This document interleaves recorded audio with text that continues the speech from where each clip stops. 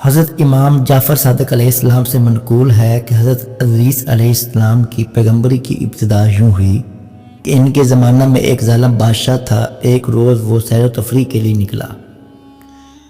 اس کا گزر ایک سرزمین پر سے ہوا جو اللہ تعالیٰ کے ایک خالص مومن کی زمین تھی، جس نے دین باطل کو ترک کر کے اہل باطل سے بیزاری اور علیحدگی اختیار کر لی تھی۔ بادشاہ کو وہ زمین پسند آئی۔ وزیروں سے پوچھا یہ کس کی زمین ہے؟ انہوں نے بتایا کہ فلاں مومن کی ہے جو آپ کی رعایا میں سے ہے۔ بادشاہ نے اس کو بلوایا اور اس سے زمین کی خواہش کی۔ اس نے کہا میرے بال بچے تجھ سے زیادہ اس زمین کے محتاج ہیں۔ بادشاہ نے کہا اس زمین کی قیمت لے کر مجھے دے دو۔ اس نے کہا نہ میں فروخت کروں گا اور نہ یوں ہی بلا قیمت دوں گا، اس کا ذکر ہی چھوڑ دو۔ بادشاہ کو غصہ آیا اور اس کے تیور بگڑ گئے۔ اسی حالت میں غضبناک اور متفکر واپس ہوا۔ اس کی ایک زوجہ ازارکا میں سے تھی جس کو وہ بہت چاہتا تھا اور اکثر اس سے مشورہ کیا کرتا تھا۔ جب وہ اپنے دربار میں بیٹھا اس عورت کو بلایا۔ اس عورت نے بادشاہ کو بہت غضبناک دیکھا۔ پوچھا اے بادشاہ کون سا ایسا معاملہ ہوا ہے کہ آپ اس قدر غصے میں ہیں؟ بادشاہ نے زمین کا قصہ اس سے بیان کیا۔ اس عورت نے کہا اے بادشاہ غم وہ کرتا ہے اور غصے میں پیچ و تاب وہ کھاتا ہے جس کو انتقام اور تغیر کی طاقت نہیں ہوتی۔ اگر تو اس کو بغیر کسی ہیلے کے قتل نہیں کرنا چاہتا تو میں اس کے مار ڈالنے کی تدبیر اور کہ زمین بھی تیرے قبضے میں آ جائے اور رعایا کے نزدیک اس کے قتل کے بارے میں تجھ پر کوئی الزام بھی نہ رہے۔ بادشاہ نے پوچھا وہ کون سی تدبیر ہے؟ اس نے کہا کہ ازارکا کی ایک جماعت اس کے بعد بھیجتی ہوں کہ اس کو پکڑ لائے اور تیرے سامنے گواہی دے کہ وہ تیرے دین سے پھر گیا ہے۔ اس طرح آپ اس کو قتل کر کے اس کی زمین پر قابض ہو سکتے ہیں۔ بادشاہ نے کہا اچھا ایسا ہی کرو۔ ازارکا میں سے کچھ اشخاص اس عورت کے دین پر تھے جو مومنین کا قتل حلال جانتے تھے۔ اس نے ان کو طلب کیا۔ انہوں نے بادشاہ کے سامنے گواہی دی کہ وہ بادشاہ کے دین سے منحرف ہو گیا ہے۔ یہ سن کر بادشاہ نے اس کو قتل کرا دیا اور اس کی زمین بھی قابض ہو گیا۔ ان کے قتل کی وجہ سے حق تعالیٰ غضبناک ہوا اور حضرت ادریس علیہ السلام کو وحی فرمائی جس کے الفاظ کچھ یوں ہیں تو نے اس مومن کو قتل پر اکتفا نہ کیا بلکہ اس کی زمین بھی قابض کر لی اور اس کے بدلے میں تجھ سے انتقام لوں گا اور دنیا میں تیری بادشاہی مٹا دوں گا، تیرے شہر کو برباد کر دوں گا اور تیری عزت کو ذلت میں تبدیل کر دوں گا اور تیری عورت کا گوشت کتوں کو کھلا دوں گا۔ کیا میرے صبر اور برداشت نے جو تیرے امتحان کا باعث تھا تجھ کو مغرور کر دیا ہے؟ حضرت ادریس علیہ السلام اس کے دربار میں پہنچے جبکہ وہ دربار میں بیٹھا ہوا تھا اور اس کے گرد اس کے اصحاب بیٹھے ہوئے تھے۔ آپ نے اس سے فرمایا اے جبار میں خدا کا رسول ہوں۔ پھر اسے اللہ تعالیٰ کا پیغام پہنچایا۔ اس نے کہا اے ادریس میرے دربار سے نکل جاؤ، میرے ہاتھ سے اپنی جان نہ بچا سکو گے۔ پھر اس عورت کو بلایا اور ادریس علیہ السلام کو قتل کرانے کا منصوبہ بنایا تاکہ اس کے خدا کی رسالت باطل ہو جائے۔ بادشاہ نے کہا ایسا ہی کر۔ حضرت ادریس علیہ السلام کے پیروکاروں میں سے چند اصحاب تھے جو ان کی مجلس میں حاضر ہوا کرتے تھے۔ حضرت ادریس علیہ السلام نے ان کو بھی آگاہ کر دیا تھا جو کچھ خدا نے ان کو وحی کی تھی اور جو پیغام انہوں نے بادشاہ کو پہنچایا تھا۔ وہ حضرت ادریس علیہ السلام کے بارے میں خوف زدہ ہوئے کہ اب حضرت ادریس علیہ السلام کو قتل کر دیں گے۔ اس عورت نے ازارکا کے 40 آدمیوں کو ادریس علیہ السلام کو قتل کرنے کے لیے بھیجا۔ جب وہ حضرت ادریس علیہ السلام کے جائے قیام پر آئے جہاں وہ اپنے صحابہ کے ساتھ بیٹھا کرتے تھے لیکن ان کو وہاں نہ پایا اور واپس چلے گئے۔ حضرت ادریس علیہ السلام کے دوستوں نے دیکھا کہ وہ حضرت ادریس علیہ السلام کے قتل کے ارادہ سے آئے تھے تو وہ سب بکھر گئے اور ادریس علیہ السلام سے ملاقات کر کے ان ظالموں کے ارادے سے آگاہ کیا کہ آج 40 اشخاص آپ کے قتل کے ارادے سے آئے تھے اور آپ ہوشیار رہیے گا بلکہ اس شہر سے باہر نکل گئے۔ صبح کو خدا سے دعا کی کہ پالنے والے تو نے مجھے اس ظالم کے پاس بھیجا، میں نے تیرا پیغام اس کو پہنچا دیا، اس نے مجھے قتل کی دھمکی دی اور اب مجھے مار ڈالنے کے در پہ ہے۔ خدا نے وہی فرمائی کہ تم اس سے علیحدہ رہو، مجھے اس کے ساتھ چھوڑ دو۔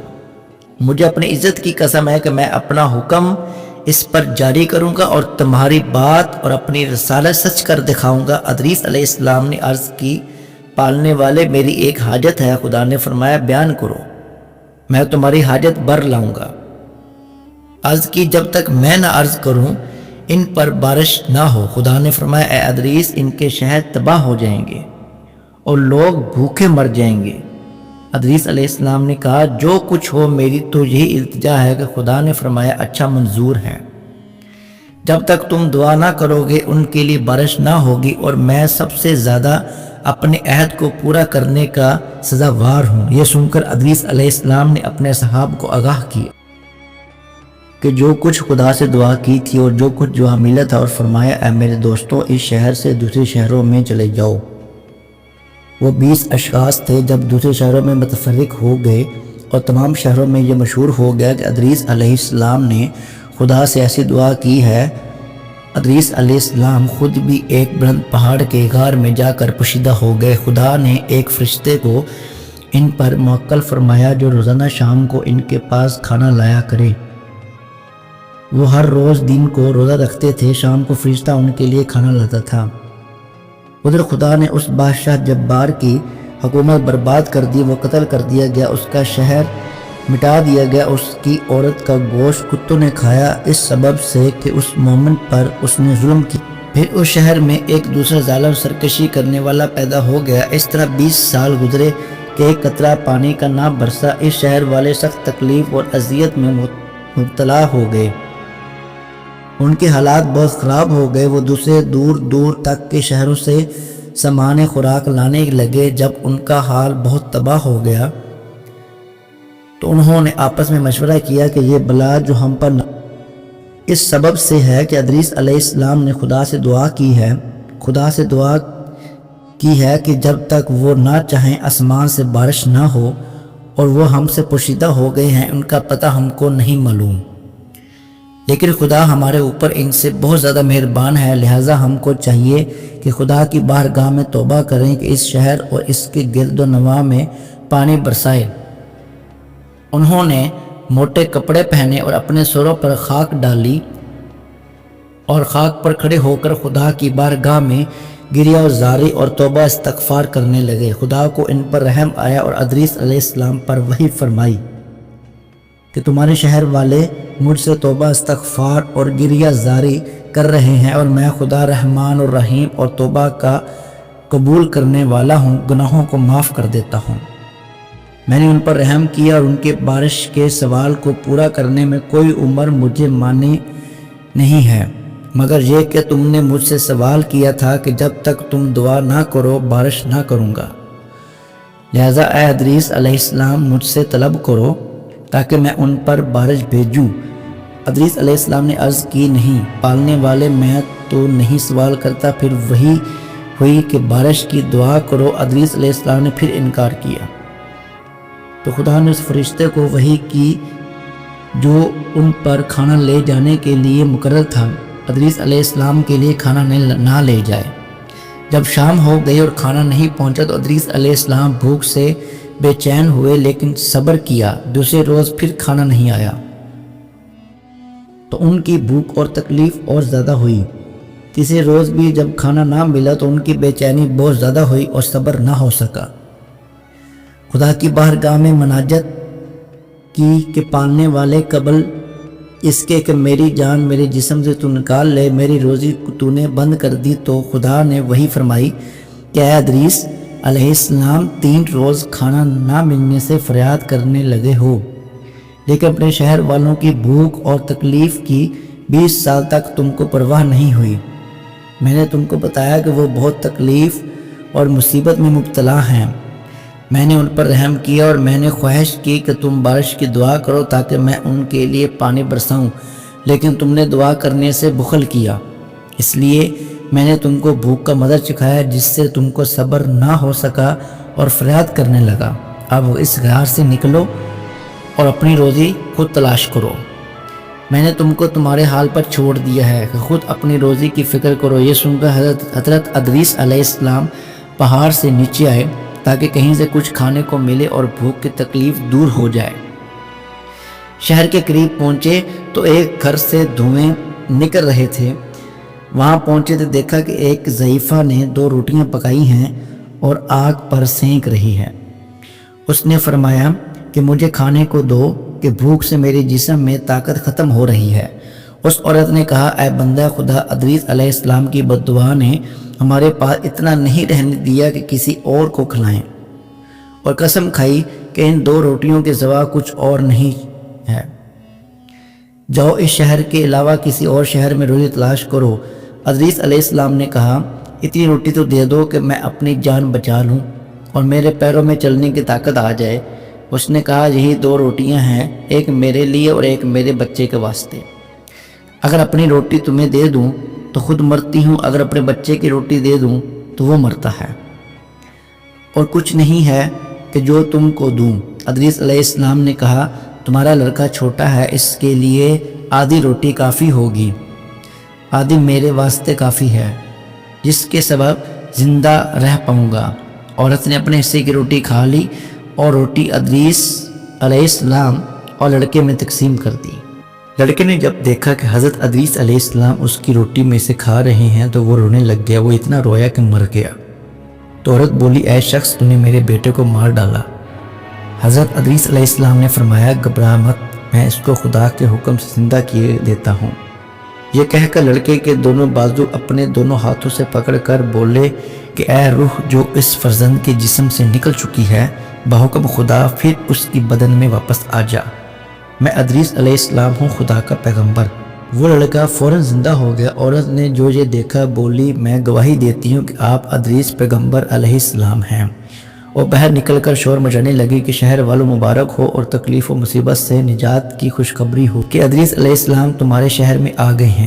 حضرت ادریس علیہ السلام وہاں سے نکل کر اس ظالم بادشاہ اول کے مقام پر پہنچے جو ایک پیلا پر تھا۔ پھر ان کے پاس شہر والوں کا ایک گروہ آیا اور کہا اے ادریس، اس 20 سال میں آپ کو ہم پر رحم نہ آیا کہ ہم ایسی تکلیف اور مصیبت میں مبتلا ہیں اور بھوکے مر رہے ہیں، لہذا دعا کیجیے کہ خدا بارش کر دے۔